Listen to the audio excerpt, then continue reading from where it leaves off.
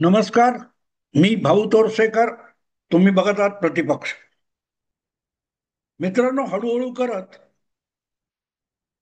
बिहारची विधानसभा निवडणूक सुद्धा महाराष्ट्राच्या वाटेने चालताना साफ साफ दिसायला लागली. आणि जेव्हा मी महाराष्ट्राच्या दिशेने म्हणतोय, याचा अर्थ वर्षभरापूर्वी जेव्हा महाराष्ट्रात विधानसभेच्या निवडणुका चालू होत्या, तेव्हा हरियाणाची निवडणूक होऊन गेलेली होती. त्याचे निकाल समोर आलेले होते.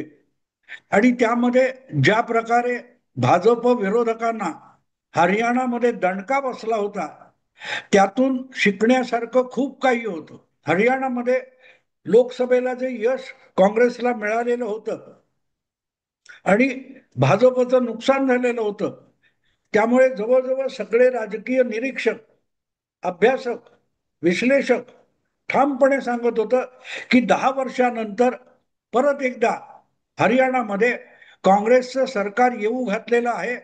म्हणजे निवडणुका सुरू असताना किंवा निवडणूक प्रक्रिया सुरू होण्याच्या आधीपासून काँग्रेस पक्ष हा जणू काय हरियाणामध्ये सत्तेवर आला, हे गृहीत धरून काँग्रेस पक्ष किंवा त्याचे हरियाणातले आणि दिल्लीतले नेते वागायला लागले होते.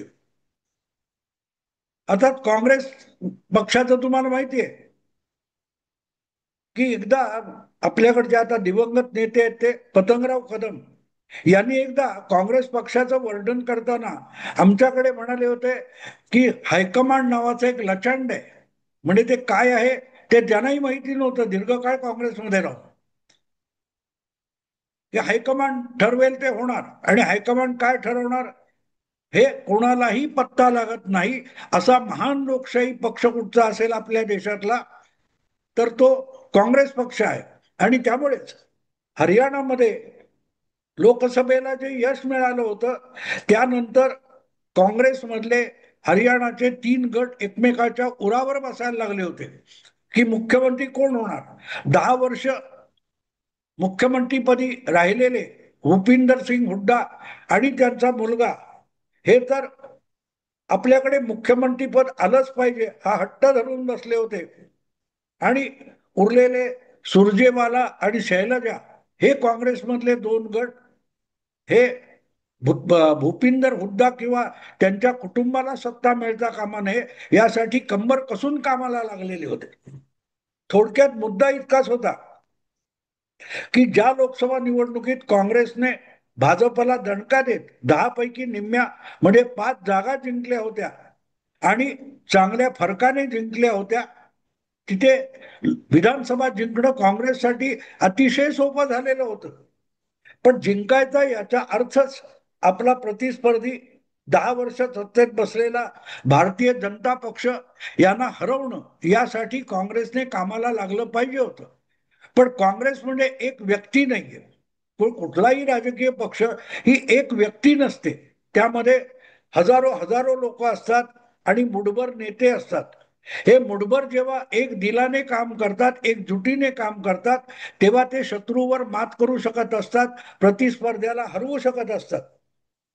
पण ते करताना एकमेकांशी समन्वयाने काम करायचं आणि जिथे आपला सहकारी लंगडा पडत असेल, कमी पडत असेल, तिथे त्याच्या मदतीला धावून जाणं हे एका संघटनेतल्या सगळ्या सहकाऱ्यांचं काम असतं.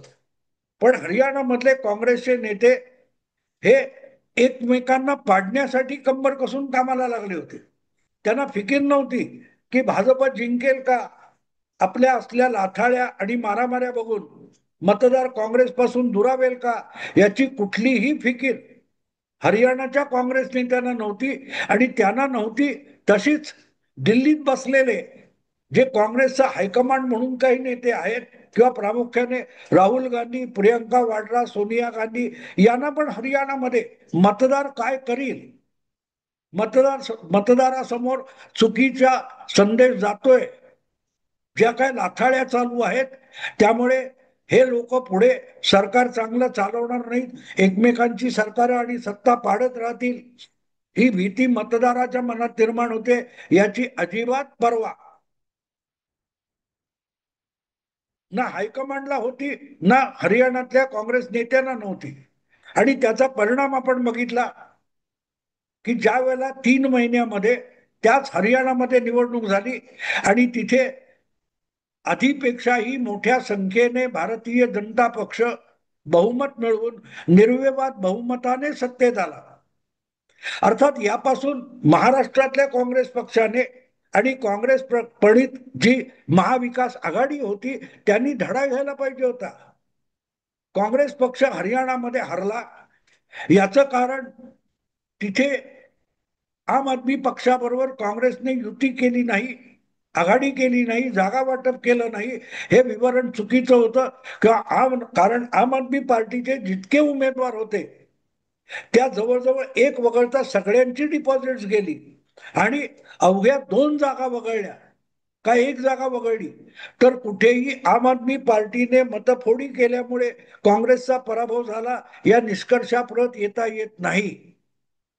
थोडक्यात काँग्रेसचा सरळ सरळ भारतीय जनता पक्षाकडून पराभव झालेला होता आणि त्याचं कारण आम आदमी पार्टीचं मतविभाजन नव्हतं, तर काँग्रेस पक्षाच्या अंतर्गत मुख्यमंत्री पदासाठी ज्या 3 गटांमध्ये लाथाळ्या चालू होत्या त्याचं जनमानसावर म्हणजे मतदारावर जे विपरीत प्रभाव पडला, इम्प्रेशन झालं.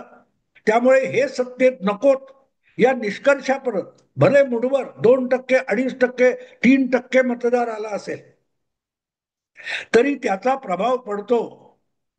2 टक्कर देणारे प्रमुख पक्ष असतात, त्यांच्या टक्केवारीमध्ये 1-2 टक्क्याची घट किंवा 1-2 टक्क्याची वाढ झाली तरी विजय इकडचा तिकडे जातो. ही वस्तुस्थिती आहे. आणि म्हणून लोकसभा निवडणुकीतलं यश जे होतं एकजुटीचं त्याच्यावर काँग्रेसनेच माती फिरवली होती आणि महाराष्ट्रात काँग्रेस महाविकास आघाडीत होता, पण काँग्रेसला 13 जागा जिंकल्यामुळे इतकी मस्ती चढली होती की त्यांना आपला मुख्यमंत्री आणायचा आहे आणि त्यासाठी आपले मित्र पक्ष दुखावले तरी चालतील इतकी मस्ती चढली होती. म्हणून नाना पटोले आणि त्यांचं कुटुंब सुद्धा मुख्यमंत्री होण्याच्या तयारीला लागलेलं होतं. पण ते करण्यासाठी आधी विधानसभेमध्ये बहुमताचा आकडा यावा लागतो आणि तो बहुमताचा आकडा येण्यासाठी आपण ज्या पक्षात आहोत किंवा ज्या आघाडीत आहोत त्या आघाडीला बहुमता इतके आमदार निवडून आणावे लागतात याचं भान अजिबात नव्हतं. एका बाजूला हे असतं आणि दुसऱ्या बाजूला तुम्हाला हरभऱ्याच्या झाडावर चढवणारे तुमचे चमचे भाट पत्रकार सोकावलेले असतात. आणि नेमकं तेच होतं.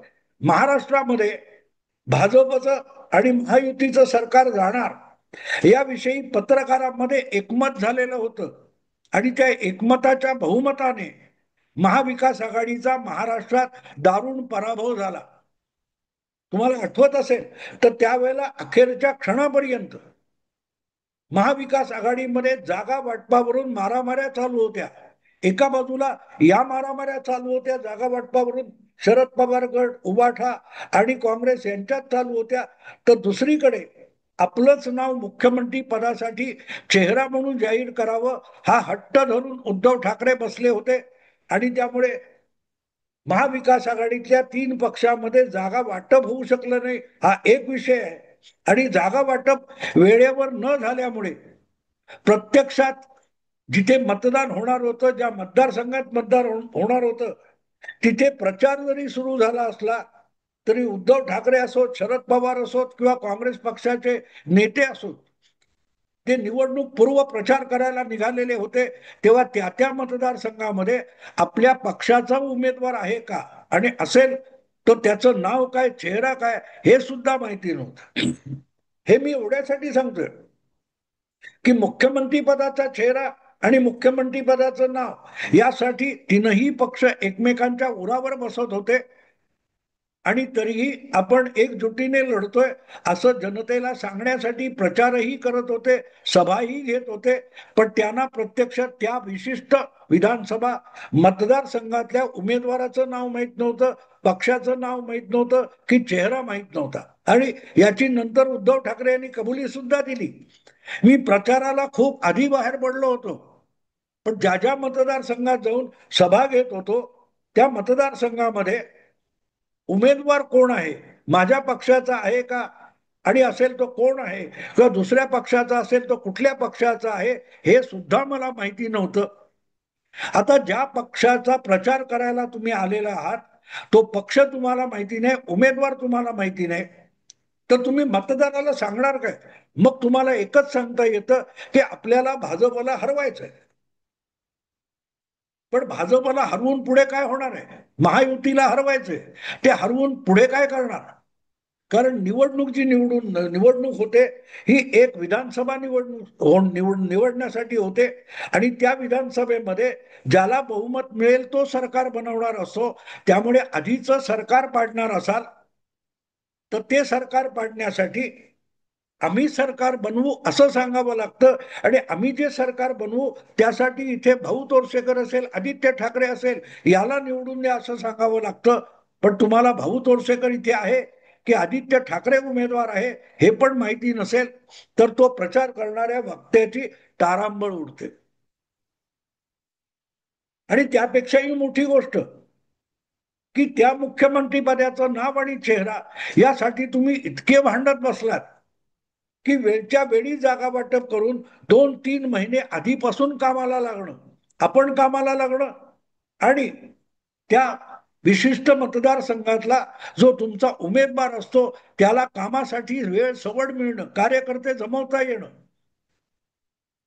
त्याच्या बाजूचे किंवा तुमच्या बाजूचे जे मतदार भाजपला महायुतीला पाडायला इच्छुक आहेत त्यांना विश्वासात घेणं, त्यांना जवळ घेणं, त्यांना एकत्र करणं, यासाठी 2-3 महिन्याचा काळ लागत असतो. त्यांच्याशी थेट संपर्क, वेगवेगळ्या मार्गाने संपर्क, मीडियामध्ये तुमची भाषणं दाखवली गेली म्हणून लोकांनी ऐकली असं नसतं. या देशामध्ये जेवढे लोक टीव्ही बघतात त्यापैकी 2.25% लोक, सर्व भाषेतले मिळून 2.25% लोक वृत्तवाहिन्या बघतात. आणि त्यामुळे बातम्यांमध्ये, चॅनेलवर, वृत्तवाहिनीमध्ये किंवा वर्तमानपत्रात जे जे काही तुम्ही आपली टिमकी वाजून आलेली म्हणून खुश होता ते फक्त 5% लोकांपर्यंत जातं. 95% लोकांना तुम्ही कोण आहात, काय करताय, उमेदवार कोण, पक्ष काय, निवडणूक कसली, याची गंधवार्ता नसते. त्यामुळे मीडियावर विसंबून निवडणूक लढवणं यासारखा दुसरा आत्मघातकी मार्ग नसतो. आणि म्हणूनच ज्या वेळेला प्रत्यक्ष निवडणुका रंगात आलेल्या होत्या त्यासाठी महायुतीचे 3 पक्ष आपसात वादावादी न करता, बाहेर वाच्यता होऊ न देता भांडले तरी लवकरात लवकर जागा वाटप करून, मतदारसंघ ठरवून, आपापल्या पक्षाचे उमेदवार ठरवून जवळपास मोकळे झालेले होते. त्यामुळे निवडणुकीचं वेळापत्रक जाहीर करण्यापूर्वी महायुती 3 पक्ष यांचे जवळजवळ 200-250 उमेदवार ठरून गेले होते, जेवढे निवडून पण आले.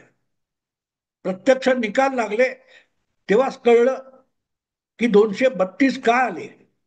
तर ते 2 महिने, 2.5 महिने, 3 महिने आधी त्या पक्षाला आणि त्या उमेदवाराला महायुतीच्या माहिती होतं की हा मतदारसंघ आपल्याला जिंकायचा आहे, आणि त्यामुळे त्यांना मत देऊ शकतील असा मतदार, त्यांचा हितचिंतक मतदार, त्यांच्या बाजूला झुकलेला मतदार याच्याशी अधिकाधिक संपर्क साधून ही निवडणूक का जिंकायची आहे, बटेंगे तो कटेंगे म्हणजे काय, हे समजवण्यासाठी पुरेसा वेळ महायुतीच्या पक्षांना आणि उमेदवारांना मिळाला, ज्यापासून महाविकास आघाडीचे पक्ष, नेते आणि उमेदवार स्वतःच्या कर्मदरिद्रीपणामुळे वंचित राहिले.